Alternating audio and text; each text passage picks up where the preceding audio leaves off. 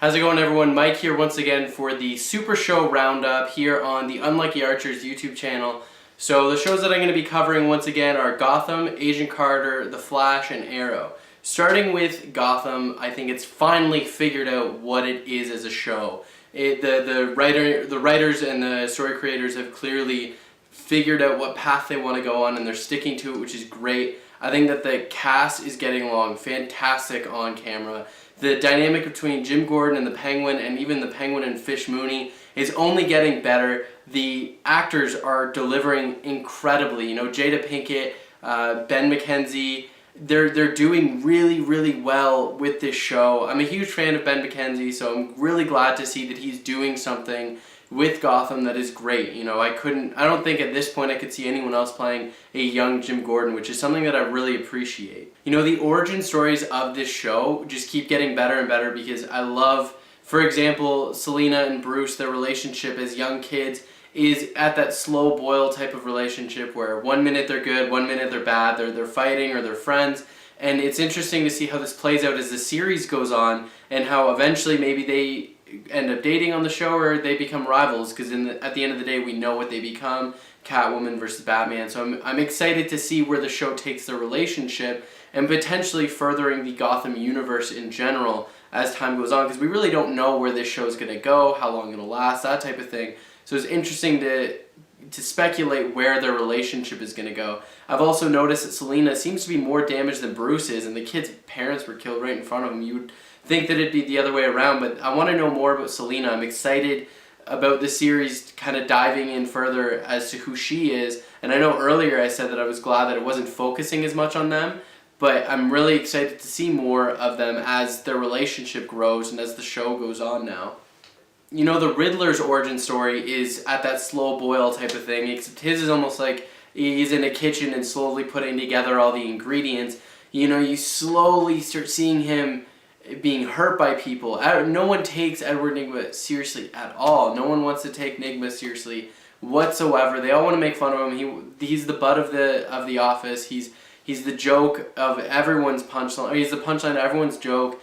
Edward Nygma is a great character because we're seeing him grow into a darker character as time goes on. I'm excited to see his slow development and his slow boil into villain, because right now he is a good guy and I like him as a character, but I need to eventually dislike him. Last thing I want to talk about for Gotham is actually the two final scenes. The scene where Jim has that epic speech in the office while he's arresting that other officer. He won over everyone and he really brought power back to the badge, which was great. I loved it. Ben McKenzie delivered that perfectly, and the captain having his side at the end of it, it was great. Even the banter you hear in the background between other officers and detectives was fantastic. I think that scene played out really, really well. You see his growth as a character it's right in front of you. You see him growing as a more respected officer, detective. I loved it. I loved that scene so much. The next scene I wanted to talk about was that final scene where the other officers begging Jim not to hurt his family, which I was shocked to think that it would be played out like that. I know this show is really pushing its limits in terms of torture, in terms of violence, but that was such an emotional and mentally scarring scene because you're seeing this man beg for the life of his family. It was very, very emotional, and it brought something out of me that I didn't expect the show to bring out of me. I'm excited now that Jim Gordon realizes what Gotham really is. It is a dark city, and asking for help from the Penguin could only have led to something dark. Now on to Agent Carter. I want to start off by saying the tech on this show is awesome.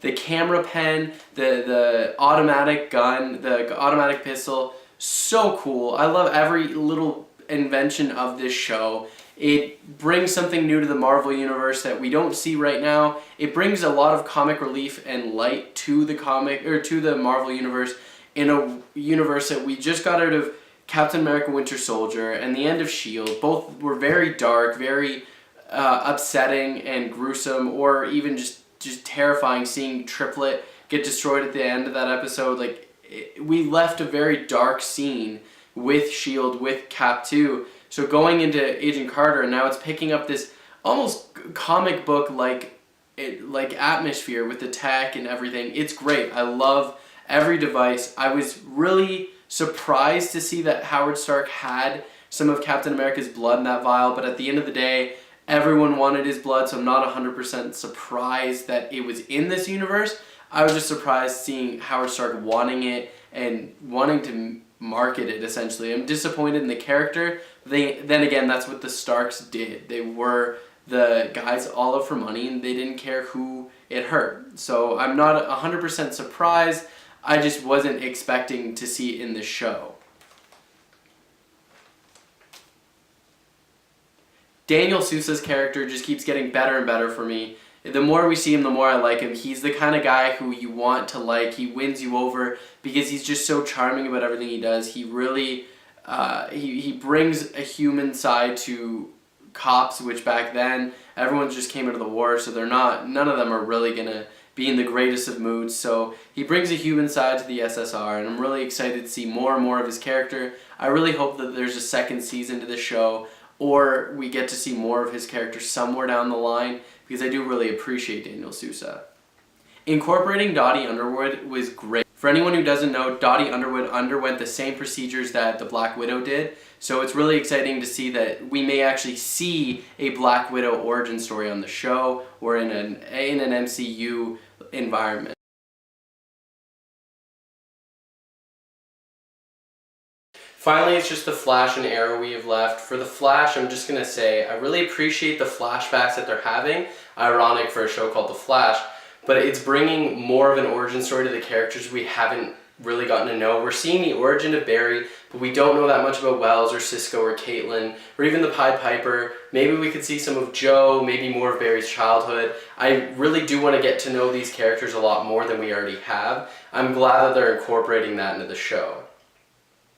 Something that I did like was they turned a really lame character like the Pied Piper into something really cool. It was a smart, calculated decision on the show's part, and it was a smart and calculated character on the show.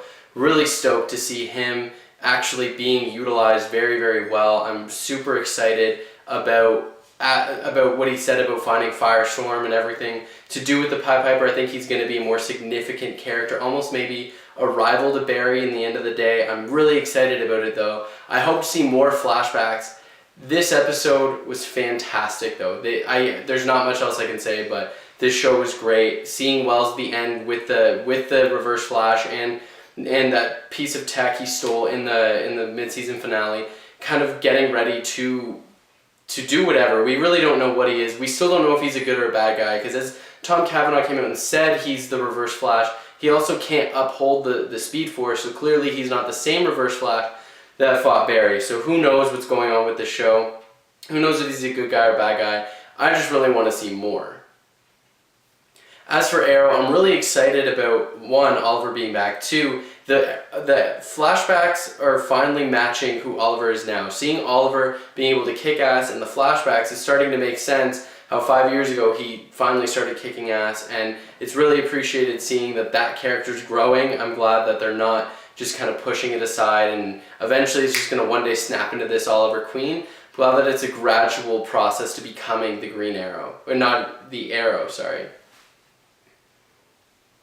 The fight scenes with Arsenal, with Black Canary, with that team, it's finally starting to come together, and now Felicity, who I was not liking so far this season, took something like her guilt, her sadness, and turned it into, guys, this is about everyone now, this is about our city now, which is appreciated because last week she was that whiny character that nobody liked. This week she's that powerful character that brings everyone together, and we all thought that would have to be Oliver. So I'm excited to see her stepping it up. As for the Atom, Ray Palmer this episode is stepping it up finally as a character, and he's going to earn his place on Team Arrow, thankfully, because I was a little, as much as I like Ray Palmer, I was a little worried about how the Atom would play into things, whether he would be a rival or not. He probably still will be a rival at first, but eventually they'll have to work together. So I'm excited to see, as time goes on, how he earns his place, how Laurel earns his place, how Oliver takes to Felicity working so closely with Ray, how Oliver takes to Laurel dressing up like her sister and kicking ass. I'm excited about everything Arrow and Flash right now. It's all looking really, really good.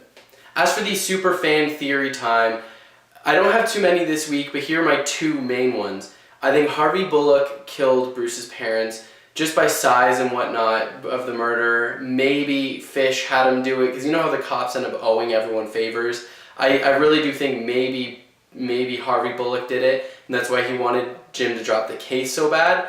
Who knows? That could be a shot out of left field, but that's my theory and I'm sticking to it.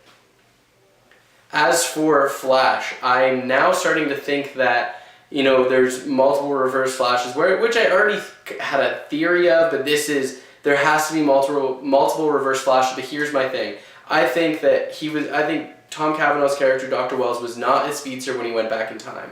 I think he was a regular doctor going back in time to stop the reverse flash, and in doing so, he started the particle accelerator and ended up becoming somewhat of a speedster. And I think now he's trying to take on the mantle of the reverse flash to beat Eddie to it. But now with Eddie being under investigation from Joe, I think he's going to make this happen sooner rather than later.